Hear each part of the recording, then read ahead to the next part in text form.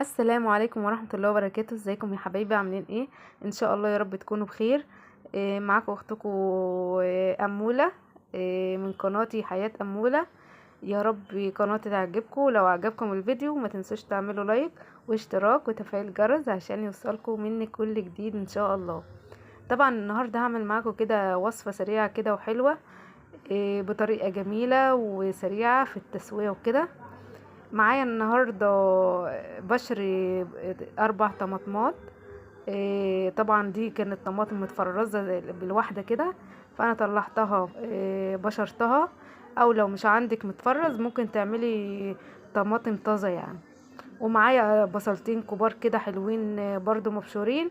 ومعايا عجينة هريسة توم برضو مبشور، يعني عجينة توم يعني مبشورة طبعا يعني، ناعمة.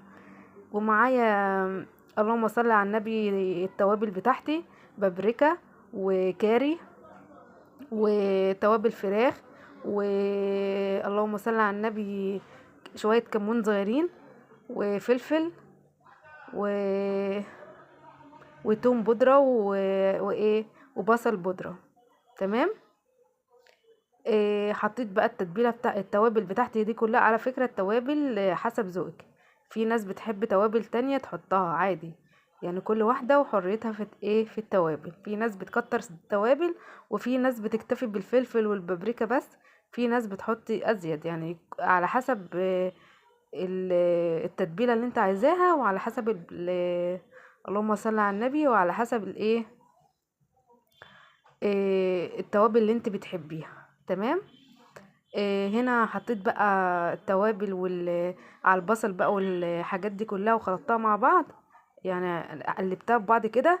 وبعدين نزلت اهوت بمعلقتين كده زيت كويس، يعني زيت نظيف. اللهم صل على النبي. وهوت يا جماعه قلبت كله ببعض اهوت، وحطيت ملح. طبعا الملح ده حسب الرغبه. معايا ان شاء الله فرخه الا ربع، حسب طبعا انت هتعملي حسب عدد افراد اسرتك، او حسب انت هتعملي كميه قد ايه. وكل ما تكتري الكميه كتري طبعا البصل، وكتري الطماطم وكده. انا معاك اهو بقطع الفرخه كده بالطريقه اللي انت شايفينها كده، علشان طبعا التوابل تخش فيها كده وتبقى تستوي بسرعه. وطبعا التوابل تدخل فيها بالشكل اللي انتوا شايفينه ده.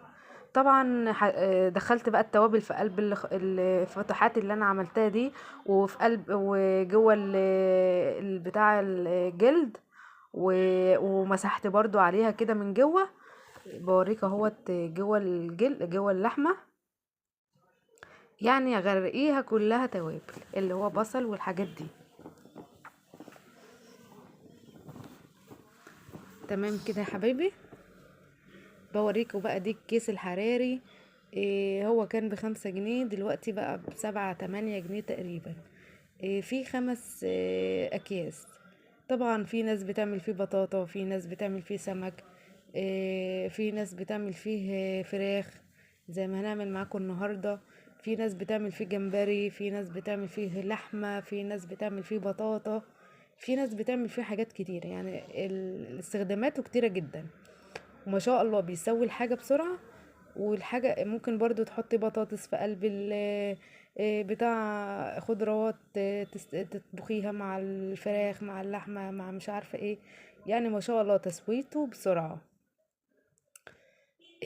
بعدين انا بوريك اهوت ان انا بقى بفتحه كده بالشكل ده. و اللهم صل على النبي. وهوريكوا برضو بيبقى معاه كده زي حاجة زي سلك كده، بتربطي بيه اهو، بتربطي بيه الكيس من فوق بالشكل اللي انا هوريهولكوا دلوقتي.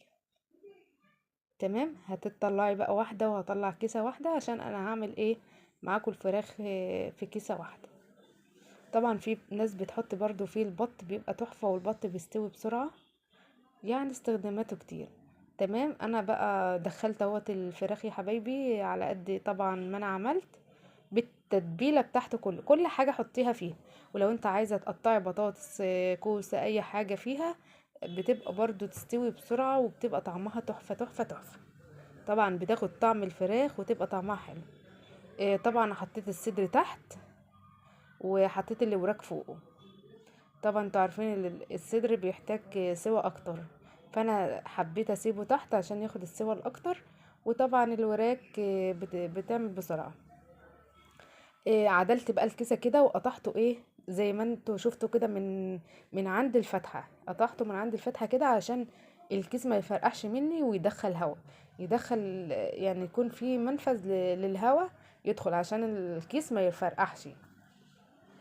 وطبعا يبوظ الدنيا. اهم حاجة، اهم خطوة انك تقطعي الكيسة كده من قدام، لان الكيسة بتتنفخ كده وممكن تفرقع في وش اللي قدامه.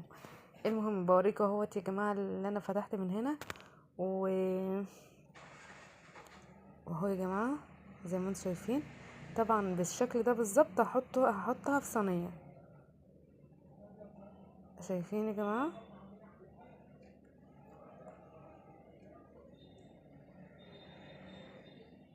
اللهم بارك، السوا بيبقى جميل جدا وسهل. وهنا قدامي اهوت صينيه يا جماعه. بحط ربعها كده ميه. تمام، الصينيه نفسها ربعها ميه. وطبعا قلنا الفتحه من فوق، الفتحه هتبقى من فوق، يعني هتسيب الفتحه فوق، الفتحه اللي احنا فتحناها بالسكينه من فوق. يعني هو فتحه بسيطه خالص، تبقى فتحه صغننه خالص يعني. اهو يا جماعه بقول لكم ان الفتحه فوق اهي. تمام يا حبايبي. بوريكم ان الميه اهي يا جماعه، يعني نص كده، نص كوبايه ونص كده ميه. ولو احتاجت ممكن تزودي بعدين، يعني اهم حاجه ما تخليش الصينيه تنشف. يعني تابعي معاها كده كل شويه تحطي الميه لو الميه نشفت، وفي الاخر سيبيها تنشف. علشان كده كده هنفتح الكيسه، والحاجه اللي ما خدتش وش في الكيسه هنديها وش تحت الشوايه. هعدل معاكم الكيسه كده عشان ما تتحرقش من الشوايه معانا. تمام، وهسيبها بقى ساعه الا ربع كده. طبعا خلاص هنا بدأت خلاص هتستوي. وانا طبعا عايزه الميه اللي فيها دي، مش عايزه الميه دي. فهدلق بقى الميه اللي في الصينيه، هدلق الميه اللي في الصينيه في الحوض.